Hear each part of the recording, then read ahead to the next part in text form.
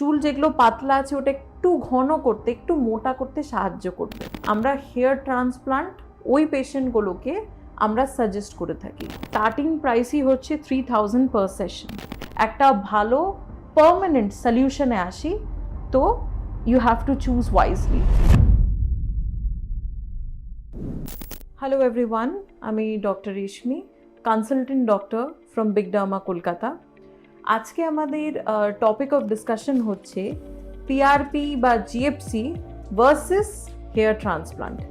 এবার আমাদের কাছে প্রত্যেক দিন পেশেন্টরা আসে এই কৌতূহল নিয়ে যে আমাদের ক্ষেত্রে ম্যাম পিআরপি বা জিএফসি বা হেয়ার ট্রান্সপ্লান্ট কোনটা একটা সঠিক ট্রিটমেন্ট হয়ে দাঁড়ায়। তো তার আগে পিআরপি বা জিএফসি বা হেয়ার ট্রান্সপ্লান্ট কোনটা করানো উচিত তার আগে আমাদেরকে কিছু জিনিস দেখে নিতে হবে। প্রথমে জানতে হবে পিআরপি বা জিএফসিটা কি।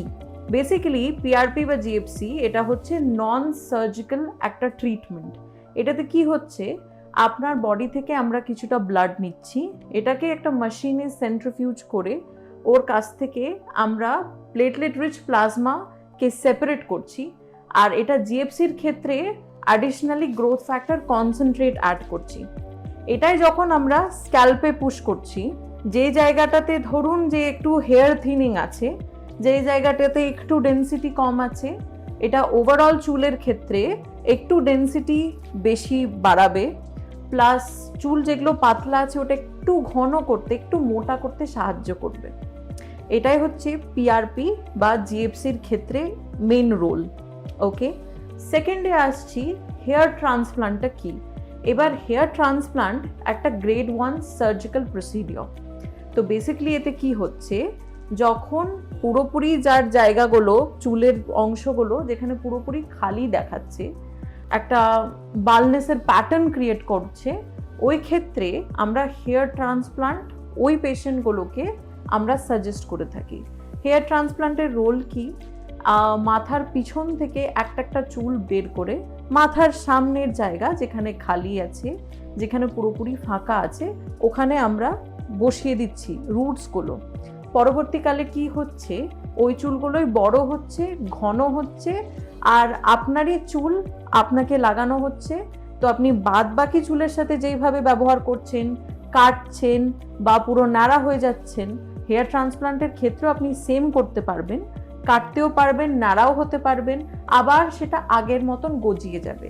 তো পিআরপি বা জিএফসি আর হেয়ার ট্রান্সপ্লান্টের ক্ষেত্রে এটা বেসিক ডিফারেন্স। পিআরপি কখনো যে জায়গাটা খালি হয়ে যাচ্ছে, মানে যেখানে চুল নেই, ওই ক্ষেত্রে পিআরপি বা জিএফসি কখনো চুল আনতে পারে না। কেন কি, বেসিক ডিফারেন্স আছে যে আপনি স্ক্যাল্পে আমরা পিআরপি আর জিএফসি পুশ করে থাকি, তো যেখানে চুল আছে, যেখানে রুটস আছে, ওটা একটা বুস্ট পাচ্ছে, ওখানে একটু ডেন্সিটি দেখতে পাচ্ছি, ওখানে একটু গ্রোথ দেখতে পাচ্ছি। বাট প্রোভাইডেড ওখানে চুল থাকাটা দরকার, রুটস থাকাটা দরকার।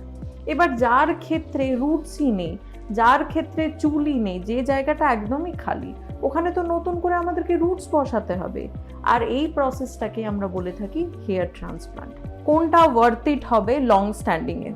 এবার দেখুন, পিআরপি বা জিএফসি বা হেয়ার ট্রান্সপ্লান্ট কোনটা আপনার ক্ষেত্রে সুটেবল, এটা তো প্রথমেই আমাদেরকে কিছু ফ্যাক্টরসের ওপরে ডিপেন্ড করে ডিসাইড করতে হবে।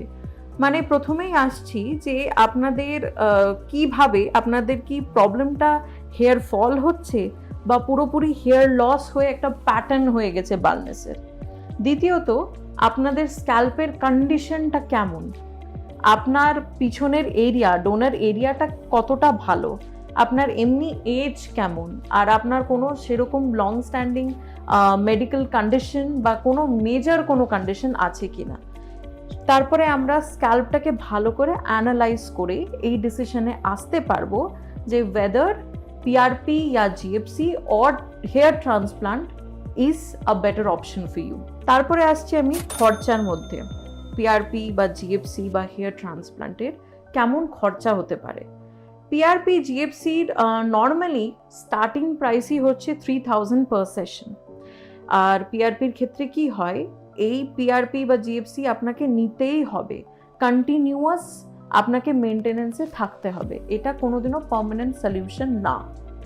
কিন্তু যখন আমি হেয়ার ট্রান্সপ্লান্টের কথা বলি, ইয়েস, হেয়ার ট্রান্সপ্লান্টের দিক দিয়ে ইনভেস্টমেন্টটা একটু বেশি রয়েছে, but this is a permanent solution তাদের ক্ষেত্রে যাদের একদমই চুল নেই। তো যদি আপনারা ভাবছেন যে আমার একদমই চুল নেই অ্যান্ড আমি মেডিকেশনস বা টপিক্যাল সলিউশনস বা পিআরপি জিএফসি দিয়ে চুল আনতে পারবো, এটা কিন্তু সায়েন্টিফিক্যালি একদমই পসিবল না। যেটা আমি প্রথমেই বললাম যে রুটসই নেই, তো আমি যতটাই পিআরপি জিএফসি পুশ করি বা মেডিসিনস বা টপিক্যাল সলিউশনসের ইনপুট রাখি, আমার চুল ওখানে কোনো মতনই আসবে না। তো তাদের ক্ষেত্রে hair transplant is a better option to go for. হেয়ার ট্রান্সপ্লান্টে আমারই ন্যাচারাল চুল আমাকে লাগানো হচ্ছে, আমার চুল চলে আসছে। পরবর্তীকালে আমি একটা হেলদি লাইফস্টাইলের মধ্যে যদি থাকি, ডায়েট যদি ভালো রাখি, তাহলে এই চুলটা আমার লং স্ট্যান্ডিং থেকে যাচ্ছে।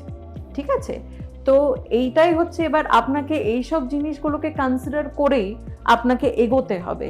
অ্যান্ড অবভিয়াসলি ডক্টর কনসালটেশন ছাড়া এইসব ডিসিশনে আসা যায় না। তো লং স্ট্যান্ডিং যদি এটাই হলো বেসিক ডিফারেন্স আমি বলবো, যে পিআরপি আপনার যেখানে চুল আছে ওখানে একটা সাপোর্টের কাজ করবে, বাট যেখানে আপনার একদমই চুল নাই, যেখানে একদম খালি, transplant is the best option to go for and a permanent solution to go for. যদি আপনারা চান যে টাকা পয়সা আমার বেশি বরবাদ না হোক আর আমি একটা ভালো রেজাল্ট পাই, একটা ভালো পার্মানেন্ট সলিউশনে আসি, তো you have to choose wisely. এবার আপনাদের যদি এরকম কোনো সমস্যা হচ্ছে, চুলের হেয়ার লাইন আপনার পিছিয়ে যাচ্ছে, থিনিং ফেস করছেন বা একটা বালনেসের প্যাটার্ন ক্রিয়েট হচ্ছে, তো অবশ্যই আপনাদের স্ক্যাল্পের ফটো, মাথার সামনেরটা মাথার পিছনেরটা, আমাদেরকে অবশ্যই আমাদের একটা স্ক্রিনে হোয়াটসঅ্যাপ নাম্বার দেওয়া আছে, ওখানে কাইন্ডলি শেয়ার করবেন আর কমেন্ট করবেন যে আপনাদের কি প্রবলেম আছে হেয়ার রিলেটেড, হেয়ার রিগার্ডিং কি প্রবলেম আছে, কি এক্সপেকটেশনস আছে আপনাদের। আমরা আপনাদের ভালোভাবে গাইড করে দিব, পার্সোনালাইজড প্ল্যান একটা আপনাদের ক্ষেত্রে ক্রিয়েট করব, আর আমি চেষ্টা করব যেন আমি ভালোভাবে আপনাদের গাইড করতে পারি। Thank you very much.